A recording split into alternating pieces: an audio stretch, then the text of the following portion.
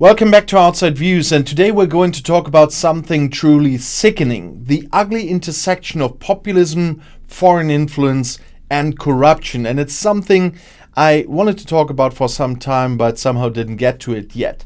And the subject is the recent explosive court case involving a former high-ranking figure in the Reform UK party. And my personal view is that this verdict should serve as a moral wake-up call to every voter about the true price of the anti-establishment rhetoric they hear every day.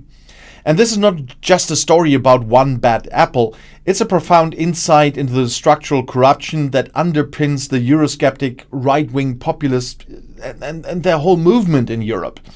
And the individual at the heart of this scandal is Nathan Gill, a longtime political ally and former associate of Nigel Farage, who served as the former leader of Reform UK in Wales. Gill was recently sentenced to a staggering 10.5 years in prison after being found guilty of bribery and corruption. And this is not a slap on the wrist. This is a heavy-duty criminal conviction that exposes the sordid reality behind the patriotic posturing. And the facts of the case revealed in the judgment are utterly damning. Gill, while serving as a member of the European Parliament, received a total of up to £40,000 in exchange for spreading pro-Russian propaganda. And this was a clear, calculated effort to inject Kremlin-friendly narratives directly into the heart of European democracy. From late 2018 to mid-2019, Gill was paid sums ranging from €2,000 to €5,000 by a Kremlin-friendly former Ukrainian politician named Oleg Voloshin.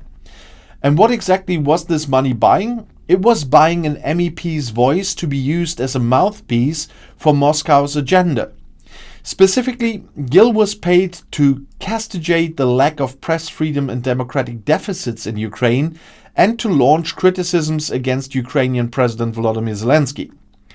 He delivered these talking points in true crucial arenas: in speeches delivered in the European Parliament in Strasbourg and in interviews given to Kremlin-friendly Ukrainian television channels like 112 Ukraina and News One. These channels, crucially, were backed by Viktor Medvedchuk, a powerful Ukrainian oligarch and, not coincidentally, a personal friend of Vladimir Putin. And this is the very definition of selling out democracy for personal profit. A representative elected by the people to uphold their interests was instead functioning as a paid agent of a hostile foreign power to undermine a sovereign nation, in this case Ukraine, which was already under existential threat from Russia. And the irony is inescapable. These populist figures constantly rail against the European elite and globalists, all while they themselves are being paid by shadow foreign oligarchs to destabilize the very institutions they were elected to serve. The involvement of Oleg Voloshin connects this UK case directly to the wider web of Russian intelligence operations across Europe. Voloshin, who acted as the intermediary, is regarded by US authorities as a handler for the Russian Domestic Intelligence Service, the FSB. The tentacles of this conspiracy reach far beyond the UK. The British investigation has drawn significant interest in Germany, as Voloshin is also reported to be a key person in the bribery suspicion against AfD politicians Maximilian Krah and Peter Bistron. And this suggests a systematic and multi-country effort by Russian interests to buy influence, spread disinformation, and weaken Western institutions, using the far-right Eurosceptic parties as their willing conduits. In one specific instance, highlighted during Gill's sentencing, Voloshin explicitly directed Gill to speak out in the European Parliament against the support for the EU's association agreement with Ukraine. And this was a direct, successful intervention by a foreign intelligence operation into the EU's foreign policy debate, using a supposed British Democrat as a tool. Voloshin himself has since been charged with treason in Ukraine and may have fled to Belarus, while his boss Medvedchuk was arrested for treason and later handed over to Russia in a prisoner exchange. And this is not just political intrigue. This is high-level international espionage that targeted the heart of European political unity. And the corruption doesn't appear to stop with Nathan Gill.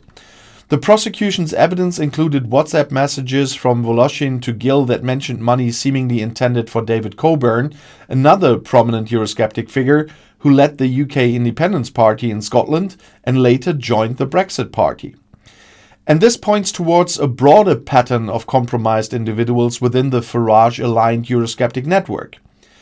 It confirms my long-held view that many of these self-proclaimed patriots were not fighting for national liberation, but were instead serving a foreign master, whose ultimate goal was the destruction of the European project.